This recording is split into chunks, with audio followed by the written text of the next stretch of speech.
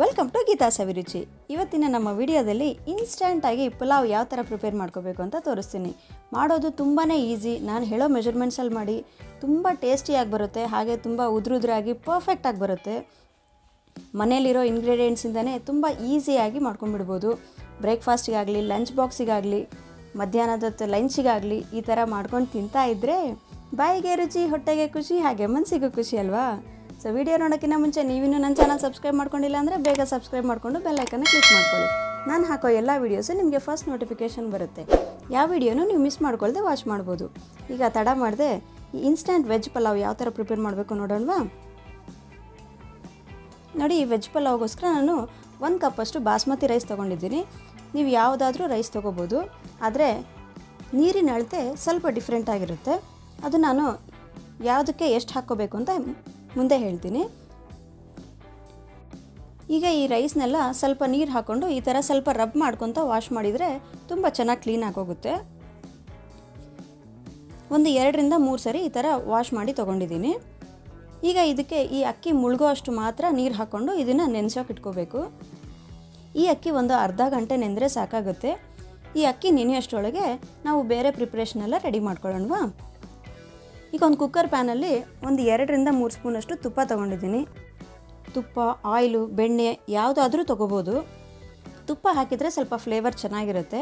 ಆದರೆ ತುಪ್ಪದಿಂದ ಮಾಡಿದಾಗೆ ಬಿಸಿ ಬಿಸಿ ಆಗ್ತಿದ್ರೇ ಚೆನ್ನಾಗಿರುತ್ತೆ. ತಣ್ಣಗಾದ್ಮೇಲೆ ತುಂಬ ಗಟ್ಟಿ ಗಟ್ಟಿಯಾಗಿ ಅನಿಸುತ್ತೆ. ನೋಡಿ, ಈ ತುಪ್ಪ ಎಲ್ಲ ಸ್ವಲ್ಪ ಕರಗಿದ ಮೇಲೆ ನಿಮ್ಮ ಹತ್ರ ಯಾವುದೇ ಥರದ ಮಸಾಲೆ ಐಟಮ್ಸ್ ಇದ್ದರೆ ಅವನ್ನೆಲ್ಲ ಹಾಕ್ಕೋಬೋದು. ನಾನು ಬಿರಿಯಾನಿ ಎಲೆ, ಏಲಕ್ಕಿ, ಮೆಣಸು, ಲವಂಗ, ಚಕ್ಕೆ, ಸ್ಟಾರ್ ಅನಾಸ, ಹಾಗೆ ಜೀರಿಗೆ ಇವೆಲ್ಲ ಹಾಕ್ಕೊತಿದ್ದೀನಿ. ನಿಮ್ಮ ಹತ್ರ ಯಾವ್ದು ಅವೈಲೇಬಲ್ ಇದ್ದರೆ ಅದನ್ನೆಲ್ಲ ಹಾಕ್ಕೋಬೋದು. ಇದು ಬರೀ ಫ್ಲೇವರ್ಗೋಸ್ಕರ ಅಷ್ಟೇ. ಇದು ಈ ಮಸಾಲೆ ಎಲ್ಲ ಸ್ವಲ್ಪ ಫ್ರೈ ಮಾಡ್ಕೋಬೇಕು. ಈಗ 2 ಈರುಳ್ಳಿನ ಈ ಥರ ತೆಳ್ಳಗೆ ಕಟ್ ಮಾಡಿ ತೊಗೊಂಡಿದ್ದೀನಿ. ಹಾಗೆ ಒಂದು 2 ರಿಂದ 3 ಮೆಣಸಿನ್ಕಾಯಿನ ಈ ಥರ ಸೀಳ್ಸ್ಕೊಂಡು ತೊಗೊಂಡಿದ್ದೀನಿ.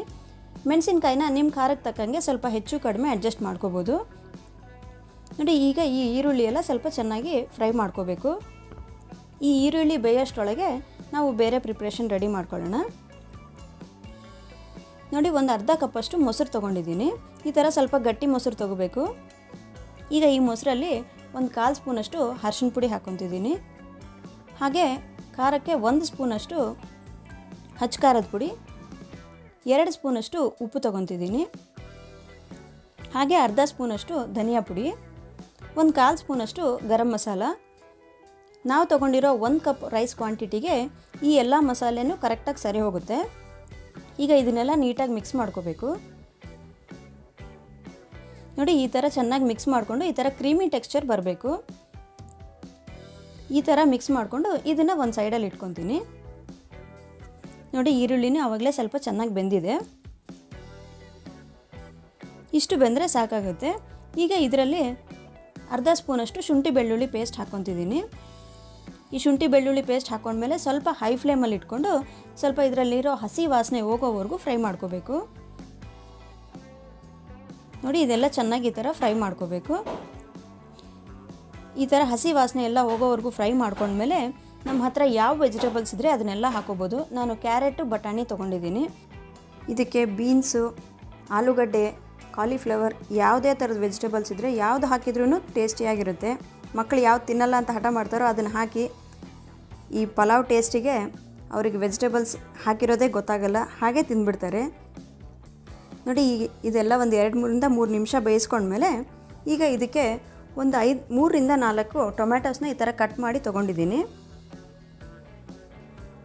ಈಗ ಈ ಟೊಮ್ಯಾಟೊ ಎಲ್ಲ ಸ್ವಲ್ಪ ಬೇಯೋವರೆಗೂ ಬೇಯಿಸ್ಕೋಬೇಕು. ಒಂದು 2 ರಿಂದ 3 ನಿಮಿಷ ಆದರೆ ಈ ಟೊಮ್ಯಾಟೊ ಎಲ್ಲ ಚೆನ್ನಾಗಿ ಬೆಂದುಬಿಡುತ್ತೆ. ಈ ಟೊಮ್ಯಾಟೊ ಎಲ್ಲ ಚೆನ್ನಾಗಿ ಸಾಫ್ಟ್ ಆದಮೇಲೆ ನಾವು ಆವಾಗಲೇ ರೆಡಿ ಮಾಡ್ಕೊಂಡಿರೋ ಮೊಸರಲ್ಲಿ ಮಿಕ್ಸ್ ಮಾಡ್ಕೊಂಡಿರೋ ಮಸಾಲೆ ಇದೆ ಅಲ್ವಾ, ಅದನ್ನೆಲ್ಲ ಹಾಕ್ಕೊತೀನಿ. ನೋಡಿ, ಮೊಸರಲ್ಲಿ ಸ್ವಲ್ಪನೂ ಒಡಕ್ಲು ಇಲ್ದಂಗೆ ಈ ಥರ ಚೆನ್ನಾಗಿ ಕ್ರೀಮಿ ಟೆಕ್ಸ್ಚರಲ್ಲಾಗಿ ಇರಬೇಕು. ಆವಾಗಲೇ ಇದು ಚೆನ್ನಾಗಿರುತ್ತೆ. ಈಗ ಇದೆಲ್ಲ ಸ್ವಲ್ಪ ಚೆನ್ನಾಗಿ ಫ್ರೈ ಮಾಡ್ಕೋಬೇಕು. ಮೊಸರಲ್ಲಿರೋ ಜಿಡ್ಡಿನ ಅಂಶ ಎಲ್ಲ ಸ್ವಲ್ಪ ಹೊರಗೆ ಬರೋವರೆಗೂ ಫ್ರೈ ಮಾಡ್ಕೋಬೇಕು. ಒಂದು 3 ರಿಂದ 4 ನಿಮಿಷದವರೆಗೂ ಈ ಥರ ಫ್ರೈ ಮಾಡ್ಕೊಂಡ್ಮೇಲೆ 1/4 ಕಪ್ಪಷ್ಟು ಇದರಲ್ಲಿ ನೀರು ಹಾಕ್ಕೊತಿದ್ದೀನಿ. ನಾವು ಯಾವ ಕಪ್ಪಲ್ಲಿ ಅಳತೆ ಮಾಡ್ಕೊಂಡಿರ್ತೀವೋ ರೈಸ್ನ ಅದೇ ಕಪ್ಪಲ್ಲೇ 1/4 ಕಪ್ಪಷ್ಟು ನೀರು ಹಾಕ್ಕೋಬೇಕು. ನಾವು ಬಾಸ್ಮತಿ ರೈಸ್ ತೊಗೊಂಡಿರೋದಕ್ಕೆ 1/4 ಕಪ್ ನೀರು ಸರಿ ಹೋಗುತ್ತೆ.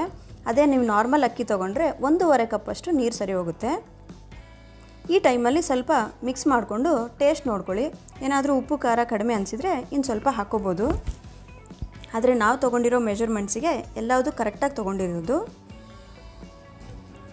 ಈ ನೀರು ಸ್ವಲ್ಪ ಬಾಯ್ಲ್ ಆಗಬೇಕಾದ್ರೆ ನಾವು ಆವಾಗಲೇ ನೆನೆಸಿಟ್ಕೊಂಡಿರೋ ಅಕ್ಕಿ ಇದೆ ಅಲ್ವಾ, ಅದರಲ್ಲಿರೋ ನೀರೆಲ್ಲ ಸ್ಟ್ರೈನ್ ಮಾಡ್ಕೊಂಬಿಟ್ಟು ಅಕ್ಕಿ ಮಾತ್ರ ತೊಗೊಂಡು ಇದರಲ್ಲಿ ಮಿಕ್ಸ್ ಮಾಡ್ಕೋಬೇಕು.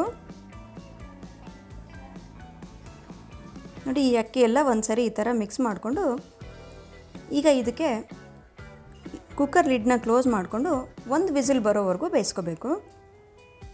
ಬರೀ ಒಂದೇ 1 ವಿಸಿಲ್ ಬಂದರೆ ಸಾಕಾಗುತ್ತೆ. ನೋಡಿ, 1 ವಿಸಿಲ್ ಬಂದು ಕುಕ್ಕರನ್ನು ತಣ್ಣಗಾಗೋಯ್ತು. ಈಗ ಪಲಾವ್ ಯಾವ ಥರ ರೆಡಿ ಆಗಿದೆ ಅಂತ ನೋಡೋಣವಾ? ವಾವ್, ಓಪನ್ ಮಾಡಿದ ತಕ್ಷಣವೇ ಎಷ್ಟು ಘಮ ಘಮ ಸ್ಮೆಲ್ ಬರ್ತಾ ಇದೆ. ನಾವು ತುಪ್ಪ ಹಾಕಿರೋದ್ರಿಂದ ಫ್ಲೇವರ್ ತುಂಬಾ ಚೆನ್ನಾಗಿರುತ್ತೆ. ನೋಡಿ, ರೈಸನ್ನು ಎಷ್ಟು ಚೆನ್ನಾಗಿ ಕುಕ್ ಆಗಿದೆ, ಎಷ್ಟು ಉದುರಾಗಿ ಪರ್ಫೆಕ್ಟಾಗಿ ಆಗಿದೆ. ಈಗ ಇದನ್ನು ನೀಟಾಗಿ ಮಿಕ್ಸ್ ಮಾಡಿಕೊಂಡು ನಾವು ಬೇಕಾದರೆ ಸ್ವಲ್ಪ ಕೊತ್ತಂಬರಿ ಸೊಪ್ಪು ಉದುರಿಸ್ಕೋಬೋದು. ಇದರಲ್ಲಿ tasty instant veg pulao ready ಆಗೋಯ್ತಲ್ವಾ? ಈಗ ಇದನ್ನು ರೈತಾ ಜೊತೆಗೆ ಸರ್ವ್ ಮಾಡಿಕೊಂಡ್ರೆ ತುಂಬಾ ಟೇಸ್ಟಿಯಾಗಿರುತ್ತೆ. ನೋಡಿ, ಎಷ್ಟು ಉದುರಾಗಿ ತುಂಬಾ ಚೆನ್ನಾಗಿ ಬಂದಿದೆ. ಟೇಸ್ಟೂ ಅಷ್ಟೇ ಸೂಪರಾಗಿರುತ್ತೆ. ಖಂಡಿತ ನೀವು ನಿಮ್ಮ ಮನೇಲಿ ಈ ಥರ ಟ್ರೈ ಮಾಡಿಬಿಟ್ಟು ನಿಮ್ಗೆ ಯಾವ ಥರ ಬಂದಿದೆ, ನಿಮ್ಮ ಮನೇಲಿ ಯಾರ್ಯಾರು ಇಷ್ಟ ಆಯಿತು ಅಂತ ನನಗೆ ಕಮೆಂಟ್ ಮಾಡಿ ತಿಳಿಸಿ. ನಿಮ್ಗೆ ಈ ವಿಡಿಯೋ ಇಷ್ಟ ಆಗಿದ್ರೆ ದಯವಿಟ್ಟು ಒಂದೇ ಒಂದು ಲೈಕ್ ಮಾಡಿ. ನೀವಿನ್ನೂ ನನ್ನ ಚಾನಲ್ ಸಬ್ಸ್ಕ್ರೈಬ್ ಮಾಡ್ಕೊಂಡಿಲ್ಲ ಅಂದರೆ ಬೇಗ ಸಬ್ಸ್ಕ್ರೈಬ್ ಮಾಡಿಕೊಂಡು ಬೆಲ್ ಐಕನ್ನ ಕ್ಲಿಕ್ ಮಾಡ್ಕೊಳ್ಳಿ. ನಾನು ಹಾಕೋ ಎಲ್ಲ ವೀಡಿಯೋಸು ನಿಮಗೆ ಫಸ್ಟ್ ನೋಟಿಫಿಕೇಷನ್ ಬರುತ್ತೆ. ಯಾವ ವೀಡಿಯೋನೂ ನೀವು ಮಿಸ್ ಮಾಡ್ಕೊಳ್ದೆ ವಾಚ್ ಮಾಡ್ಬೋದು. ನಮ್ಮ ಚಾನಲಲ್ಲಿ ಮತ್ತಷ್ಟು ರೈಸ್ ರೆಸಿಪೀಸ್ ಇದೆ, ದಯವಿಟ್ಟು ಒಂದ್ಸರಿ ವಾಚ್ ಮಾಡಿ. ಮತ್ತಷ್ಟು ಒಳ್ಳೊಳ್ಳೆ ರೆಸಿಪಿಗಳೊಂದಿಗೆ ಮತ್ತೆ ಭೇಟಿಯಾಗೋಣ. Thanks for watching.